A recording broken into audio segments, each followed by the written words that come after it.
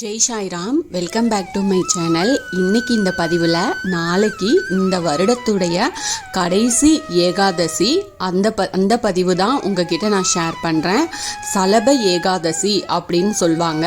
நம்ம பெருமாளை எப்படி வழிபாடு செய்யலாம், சிறப்புகள் என்ன தானங்கள் செய்யலாம், இது எல்லாத்தையும் நாம் இந்த பதிவில் பார்க்கலாம்.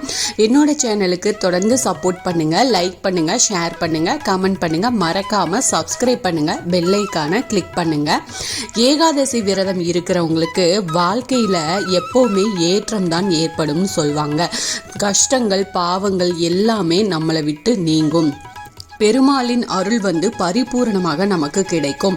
அமாவாசை அதுக்கப்புறம் பௌர்ணமிக்கு அப்புறமா வரும் 11வது திதி ஏகாதசி திதி. ஏகாதசி திதியில விரதம் இருந்து, அதாவது ஆரம்பிச்சு துவாதசியில விரதத்தை நிறைவு செய்யணும். தொடர்ந்து 12 ஆண்டுகள் ஏகாதசி விரதம் இருக்கிறவங்களுக்கு வைகுண்ட பதவி கிடைக்கும் அப்படின்றது ஒரு நம்பிக்கையே இருக்கு. ஏகாதசியில விரதம் இருந்தோம் அப்படின்னா மற்ற எல்லா விரதங்களையும் இருந்த பலன் நமக்கு கிடைக்கும் அப்படின்னு நம்ம புராணங்கள்லையும் இருக்கு. ஏகாதசி விரத மகிமையை பத்தி எல்லா புராணமும் நமக்கு சொல்லுது. பெருமாளுக்குரிய மிக முக்கியமான விரதம் இந்த ஏகாதசி விரதம். விரதங்கள்லேயே பாவங்களை போக்கி மிக உயர்ந்த புண்ணியமான பலன்களுடன் வைகுண்ட பதவியையும் தரக்கூடியது இந்த ஏகாதசி விரதம். அதுலேயும் சில குறிப்பிட்ட மாதத்தில் வரும் ஏகாதசி விரதம் இருந்தோம் அப்படின்னா ஒரு வருடம் முழுவதும் இருந்த பலன் கிடைக்கும். அதாவது ஏகாதசி விரதம் இருந்த பலன் நமக்கு கிடைக்கும். இந்த நாட்களில் பெருமாளை மனம் உருக வேண்டி மகிழ்ச்சி, செல்வம், செழிப்பு, அதிர்ஷ்டம் இது எல்லாமே நம்ம வாழ்க்கையில் பெற முடியும். நிறைவான வாழ்க்கை நமக்கு கிடைக்கும். இந்த ஏகாதசி விரதத்தோட சிறப்புகள்லாம் நிறைய இருக்குது. அதாவது திதிகளில் 11வது திதியாக வர்றது ஏகாதசி திதி. மாதத்துக்கு 2 ஏகாதசி வீதம், வருடத்திற்கு 24 அல்லனா 25 ஏகாதசிகள் வருது. அந்த வகையில் 2024ஆம் ஆண்டின் கடைசி மாதமான டிசம்பர் மாதத்தின் கடைசி மற்றும் 24வது ஏகாதசியாக வந்துள்ளது இந்த சலப ஏகாதசி. இது பக்தர்களின் விருப்பங்களை நிறைவேற்றி வெற்றிகளையும் அதிர்ஷ்டத்தையும் தரக்கூடிய ஏகாதசினே சொல்லலாம். இந்த ஆண்டு டிசம்பர் 26ஆம் தேதி இந்த நாளில் ஏகாதசி விரதம் கடைப்பிடிக்கிறப்போ 5 முக்கியமான பொருட்களை நம்ம தானமாக கொடுக்கறதுனால நமக்கு வாழ்க்கையில் நிறைய அதிர்ஷ்டங்களை நாம் பெற முடியும். என்னென்ன தானம் அது கொடுக்க வேண்டிய தானம் பொருட்கள் என்ன அப்படின்னு பார்க்கலாம். அதில் முதல்ல கொடுக்கக்கூடிய தானம் பார்த்தீங்கன்னா அன்னதானம். அதாவது தானத்திலேயே உயர்ந்த தானம் அன்னதானம்னு சொல்லுவாங்க. கஷ்டத்தில் இருக்கிறவங்க, ஏழைகள், பசியில் இருக்கிறவங்க இவங்களுக்கு உணவு, பழங்கள் இது போன்ற உணவுப் பொருட்களை சாப்பிட்றது கொடுக்கறது மிக உயர்ந்த தானமாக சொல்கிறாங்க. பசியில் இருக்கிறவங்களுக்கு வயிறார சாப்பிட்டு திருப்தி அடையும் போது பெருமாளே மனம் மகிழ்ந்து நமக்கு அருளை வாரி வழங்குவார்.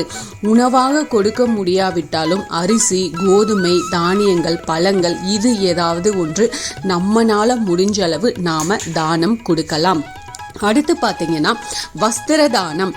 சாலையோரத்தில் இருக்கிறவங்க, குளிரில் கஷ்டப்படுறவங்க, அதுக்கப்புறம் ஏழைகளுக்கு குளிருக்கு இதம் தரும் மாதிரி இருக்கிற ஆடைகள், போர்வை இது எல்லாத்தையும் தானமாக நாம் கொடுக்கலாம்.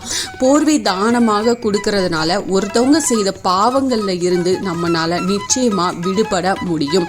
பெருமாளுக்கு நெருக்கமானவங்களாகவும் நம்மளால் மாற முடியும். பயன்படுத்திய ஆடைகளை தருவதோடு புதிய ஆடைகள், போர்வை இது தானமாக கொடுக்கறது ரொம்ப நல்லது. பலனை எதிர்பார்க்காம மனித நேயத்தோடு நம்ம செய்யப்படுற ஒவ்வொரு விஷயமும் மிக பெரிய அளவில் நமக்கு பலனை கொடுக்கும். அடுத்து பார்த்தீங்கன்னா நெய் தானம் கொடுக்கறது. கோவில்களுக்கு இல்லைன்னா ஏழைகளுக்கு நெய், எண்ணெய் இது போன்ற பொருட்களை ஏகாதசி நாளில் தானமாக கொடுக்கறது ரொம்ப நல்லது. அதிலையும் கோயிலுக்கு விளக்கேற்ற எண்ணெய் வாங்கி கொடுக்கறது ரொம்ப விசேஷம். ஏழைகளுக்கு சமையலுக்கு பயன்படுத்தும் நெய் இதை எல்லாத்தையும் பயன்படுத்துறதுக்காக எண்ணெய், நெய் இது போன்றதை நீங்கள் தானமாக கொடுக்கறதுனால பெருமாளோட பரிபூரண அருள் நமக்கு கிடைக்கும். வாழ்க்கையில் வளர்ச்சி, ஆரோக்கியம், நன்மைகள் இது எல்லாமே நமக்கு நிறைஞ்சு கிடைக்கும். அதுக்கப்புறமா புத்தக தானம். படிக்க வசதி இல்லாத மாணவர்களுக்கு புத்தகங்களோ பேனா இது போன்ற படிப்புக்கு தேவையான உதவிகளை செஞ்சோம் அப்படின்னா நம்ம குழந்தைங்களுக்கு நமக்கு ஞானம் அறிவு எல்லாமே தெளிவடையும். தானங்களில் உயர்வான வித்யாதானத்தை அளிப்பவங்களுக்கு பெருமாளோட பிரியத்திற்கு உரியவர்களாக இருப்பாங்க. அவர்களின் வாழ்க்கையில் அறிவு சார்ந்த விஷயங்களில் மேலும் மேலும் நமக்கு வளர்ச்சி கிடைக்கும். அடுத்து பார்த்தீங்கன்னா மருந்து தானம். நோயாளிகள் ஏழைகள் இவங்களுக்கு தேவையான மருத்துவ உதவிகள் இது எல்லாத்தையும் நம்ம செய்யலாம். நோயால் பாதிக்கப்பட்டவங்க அதிலிருந்து விடுபடுறதுக்கு நம்மளால் முடிஞ்ச உதவி ஏதாவது செய்யலாம். நோயால் கஷ்டப்படுறவங்களுக்கு உதவி அவர்களின் துன்பத்தை நாம் போக்குறதுக்கு உதவிடும் போது பெருமாள் நம்முடைய வாழ்க்கையில் இருக்கும் எல்லா கஷ்டத்தையும் அவர் உதவுவார். ஆயுள் ஆரோக்கியம் இது எல்லாமே நமக்கு நிறைவாக கொடுப்பாரு. இதை நாம் நம்பிக்கையோட செய்யணும். அவ்வளவு மகிமை வாய்ந்த இந்த ஏகாதசி உங்களால் முடிஞ்சதை தானம் செய்யுங்க.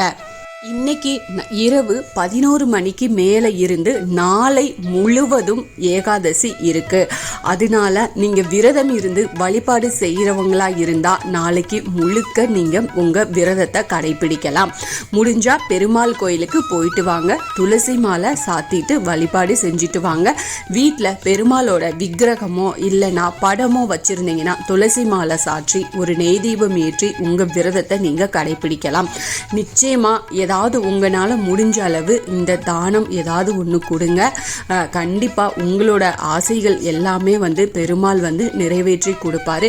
உங்களுக்கு என்ன கோரிக்கை இருக்கோ என்ன பிரார்த்தனை இருக்கோ அதை பெருமாள் கிட்ட நீங்கள் ஆத்மார்த்தமாக வச்சு நீங்கள் வழிபாடு செய்யுங்க. நிச்சயமாக உங்களோட பிரார்த்தனை நிறைவேறும். இந்த பதிவு உங்களுக்கு பயனுள்ள பதிவாக இருக்கும் அப்படின்னு நான் நம்புகிறேன். இதில் ஏதாவது சந்தேகம் இருக்குது அப்படின்னா எனக்கு கமெண்ட்டில் கேளுங்க, நான் கண்டிப்பாக உங்களுக்கு பதில் கொடுக்குறேன். என்னோட சேனலுக்கு தொடர்ந்து சப்போர்ட் பண்ணுங்கள், லைக் பண்ணுங்கள், ஷேர் பண்ணுங்கள், கமெண்ட் பண்ணுங்கள், மறக்காமல் சப்ஸ்கிரைப் பண்ணுங்கள், பெல் ஐக்கானை கிளிக் பண்ணுங்கள். போல் எனக்கு தெரிஞ்ச ஆன்மீக பதிவுகள் உங்ககிட்ட நான் எல்லாத்தையும் ஷேர் பண்ணுறேன். Thank you friends. மீண்டும் அடுத்த பதிவில் சந்திப்போம்.